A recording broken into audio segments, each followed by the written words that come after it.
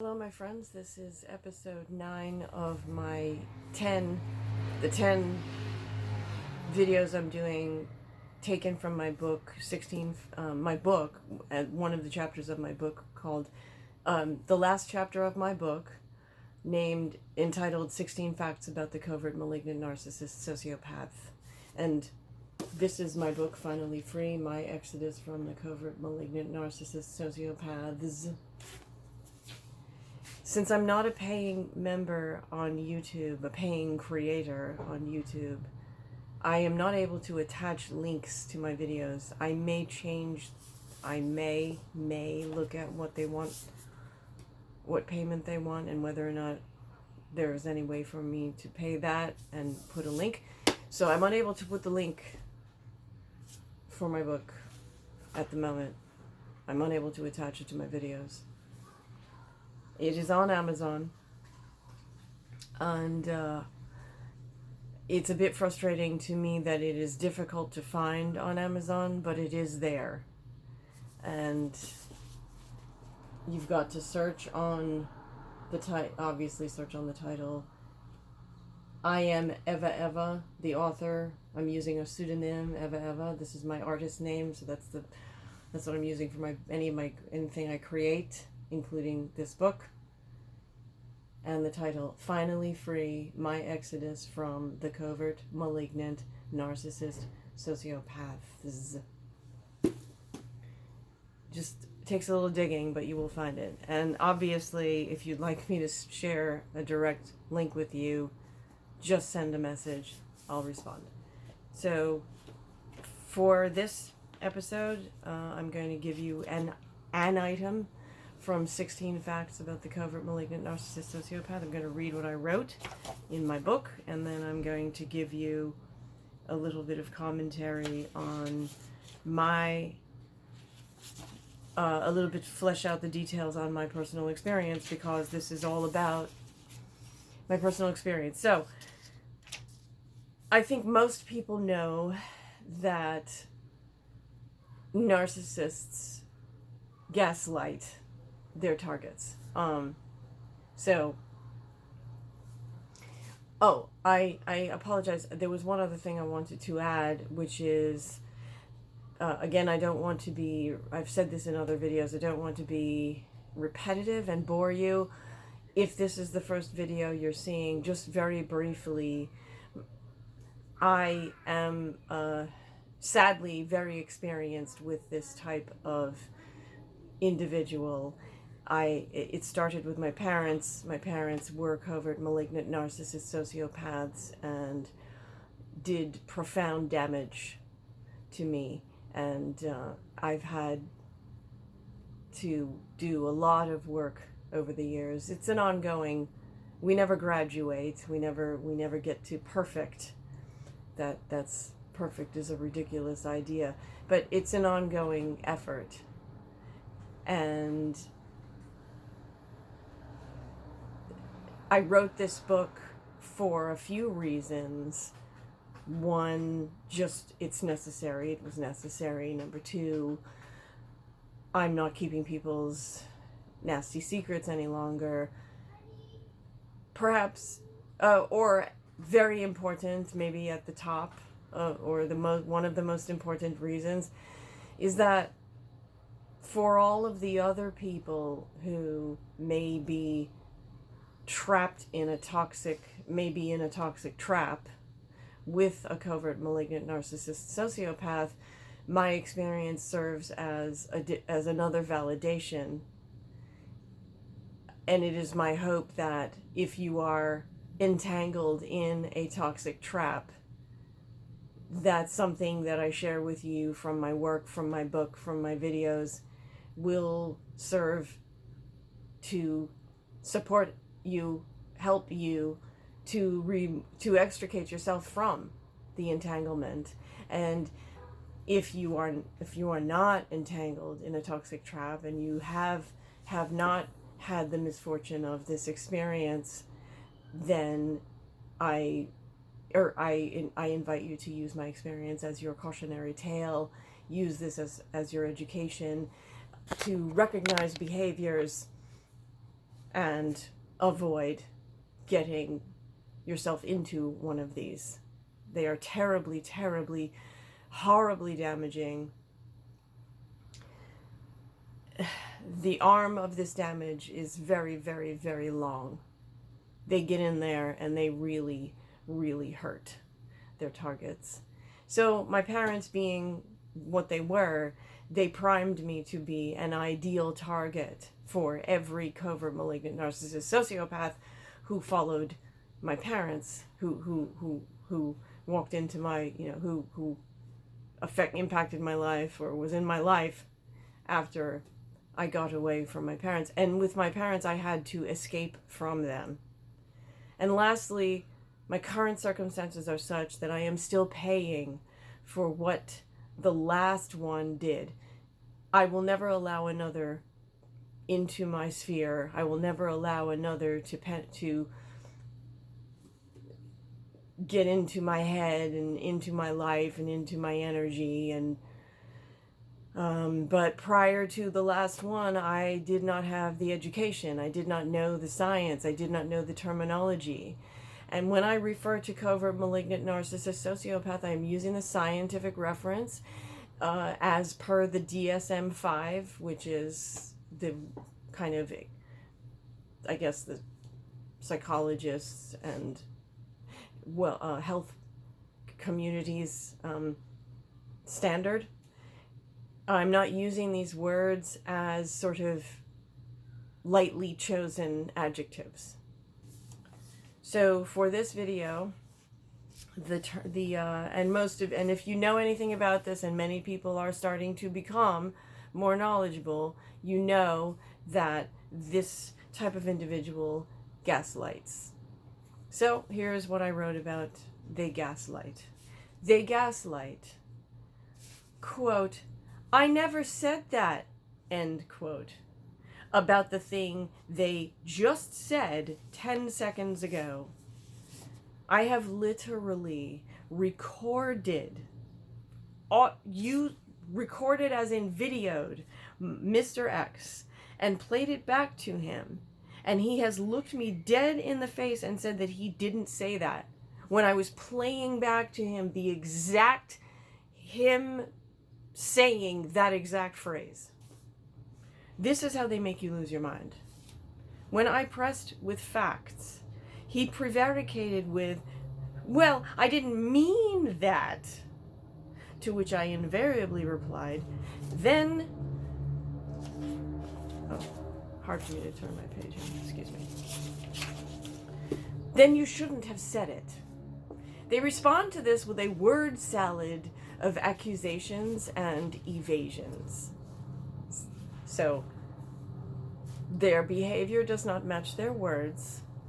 They say things, you can even record them saying things, which I did on numerous occasions. It came to a point I had become so utterly just inconsolable with this, where it was impossible. They are not accountable for anything that they say, ever. They're not accountable for anything that they do, ever. And I was losing my mind, and I did lose my mind. And it was because he would say something, and then, I swear to you, if you have not experienced this, I am saying this. For those who have experienced this, you know this very well.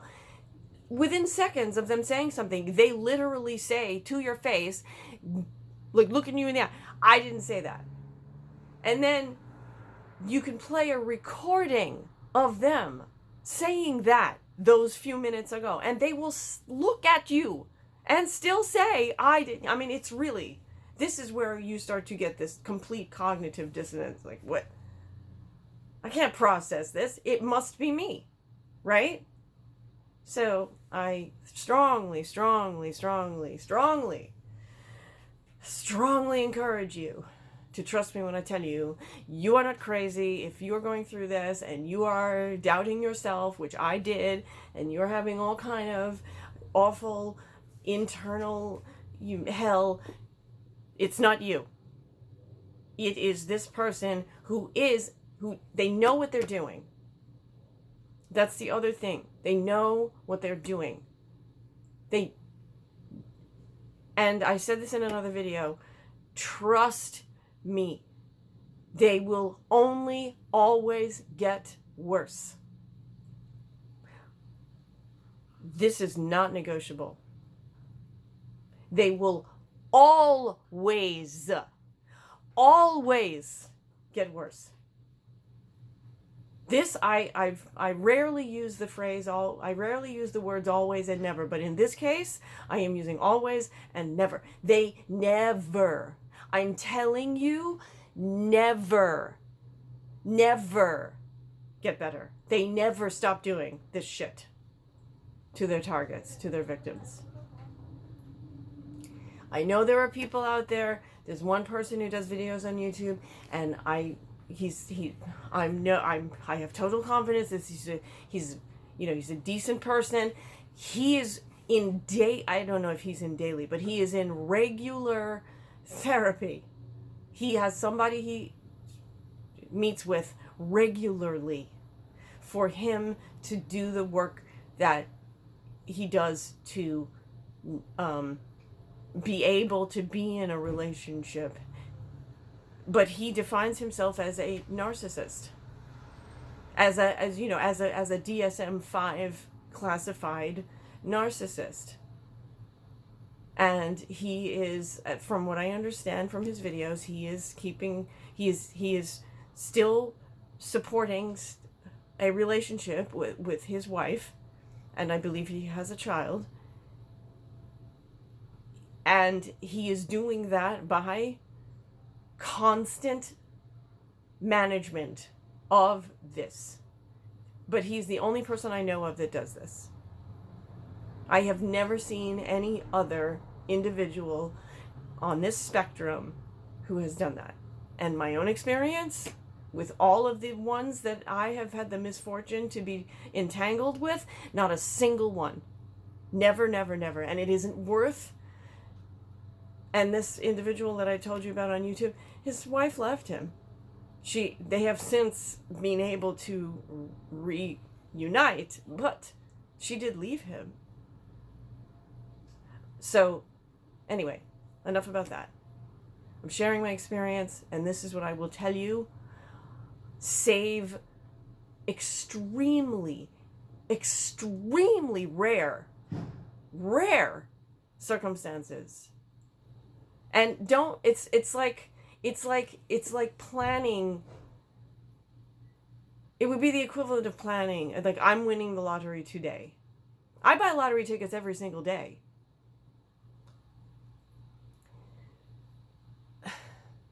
It would be foolish for me to buy the ticket and then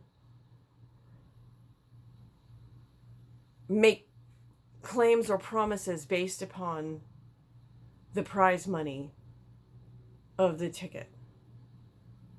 It's the same as betting on a covert malignant narcissist sociopath. It's just, they always get worse. They never. And last thing about this, with this individual, who I have to refer to as Mr. X, there were several circumstances where, excuse me, he promised, I'll never do it. And then in under 12 hours, he was doing the same behavior. There was one circumstance where I actually made him sign a contract. I wrote out, and this is the other thing. I always did all of the work. No matter what the situation was, it was always, if you're entangled in a toxic trap with a covert malignant narcissist sociopath, you will also always do all of the work. They will make claims, plans, promises, you name it, and then suddenly you have a new job.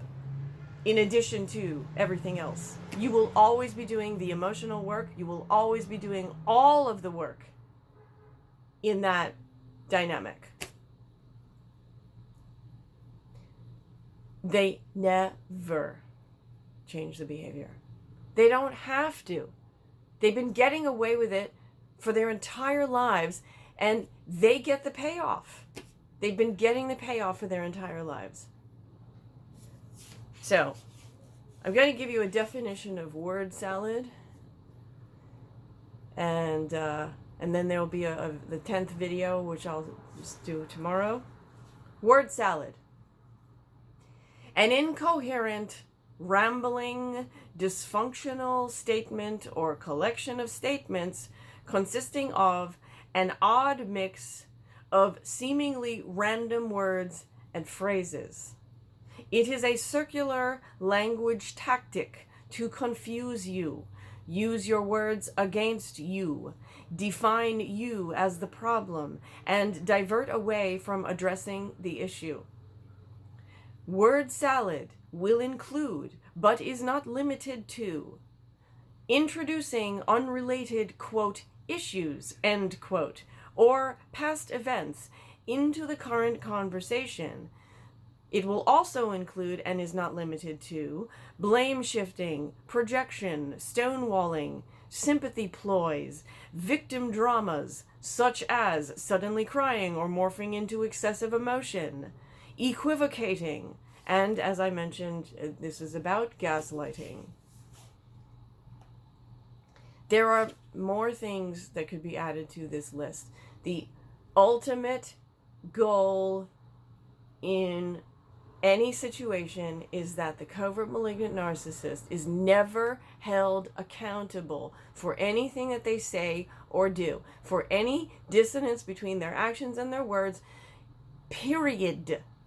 And the full spectrum of implications branching from that. So, and he did this. Mr. X would do this. I would raise something that needed to be addressed, some behavior, some atrocious thing that he had done or said that needed to be addressed and cleared up. And there were situations where part of his evasion involved that he would just suddenly break down crying and talk about how it was just so awful. Something, not even related to what I needed to talk about, but whatever it was never going to be that he was going to be accountable.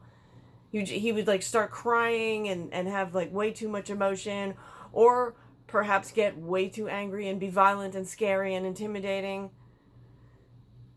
So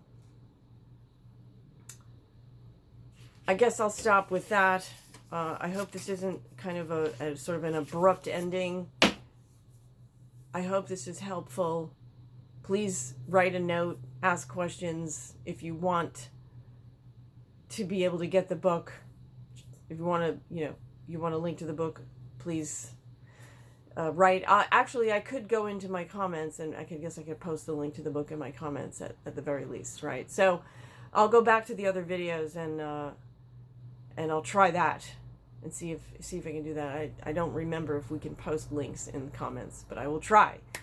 And until the next video, until the next whatever, I hope this is helpful. Namaskaram.